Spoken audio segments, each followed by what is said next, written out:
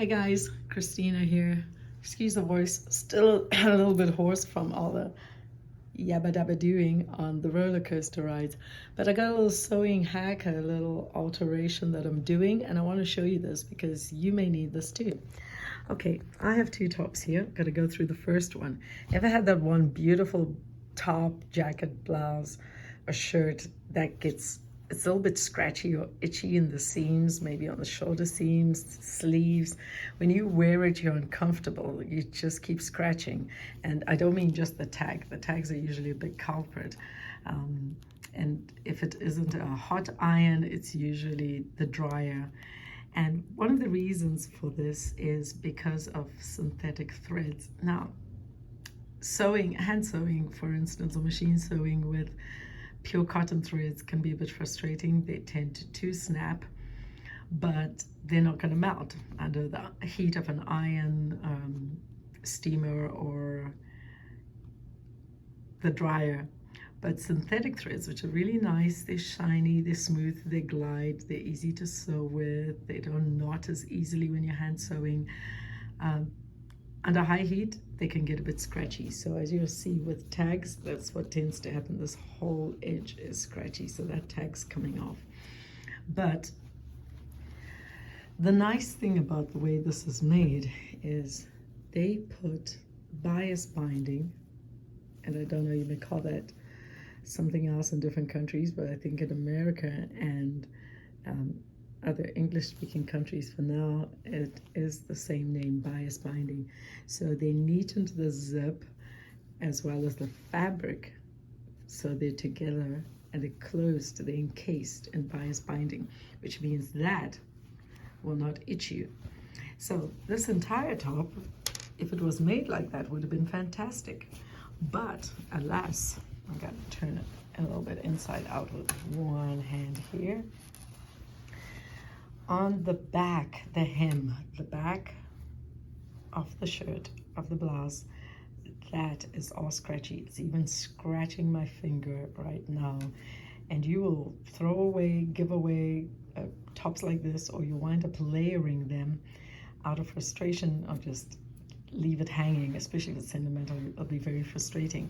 And they had done so well with this one because even the cuffs and the sleeves have bias binding, and the entire seam inside the sleeve, the sleeves, has been, it's not lined, the sleeves are not lined, so they're a bit see-through, but they did, what do we call this, a machine felt seam. I can't remember my dressmaking terms. So they stitched the seam first from the outside and then pulled it in and then stitched over it.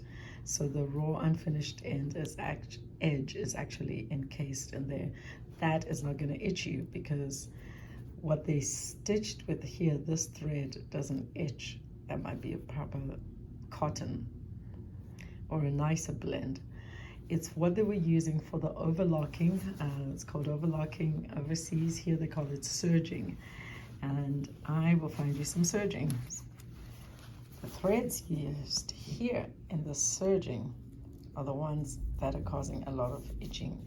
So what I've done is I've bought some bias binding and I hand stitched it. Bias binding is a bit stretchy, but so is this fabric. So I did stretch them a little bit together. I could have made it tighter, but you know, if the fabric has got a little bit more give to it, you do want to accommodate that. So you see it's a little bit stretchy.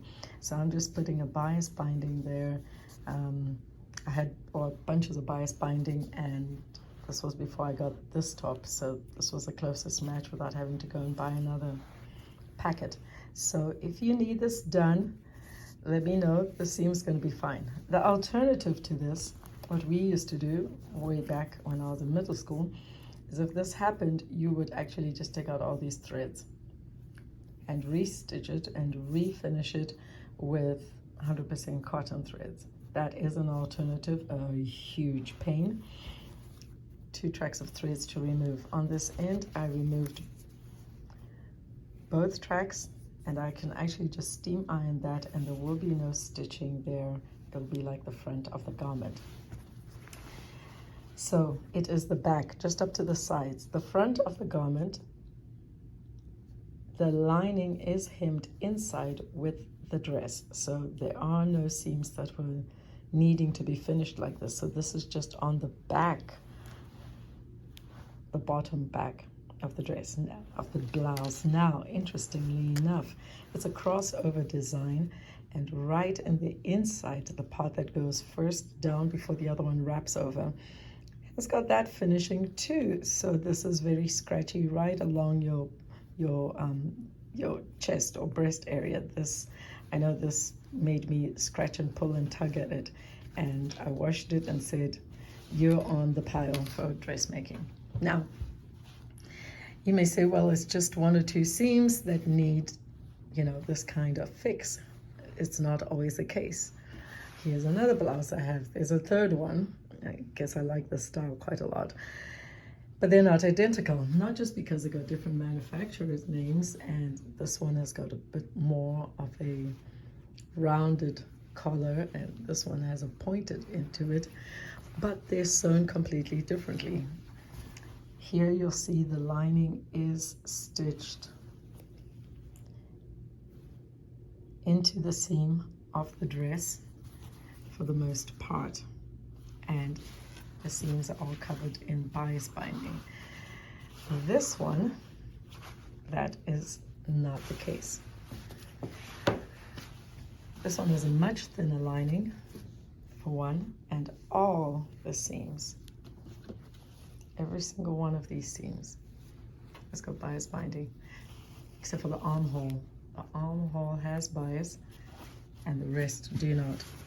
So even if they look identical, this one's going to have a whole lot more work, and that one might be a case of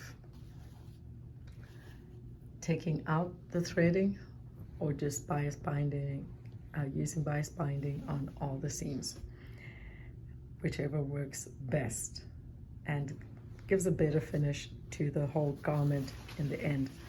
So you do not have to give up on that beautiful blouse or dress or skirt if it is a bit scratchy. You can figure out what it is that needs to go. Yeah, the back of this has to go too. And you can let your labels go. You don't have to be sentimentally attached to those. So if you need this stuff done, you know where to find me. All right, let's talk soon. Bye.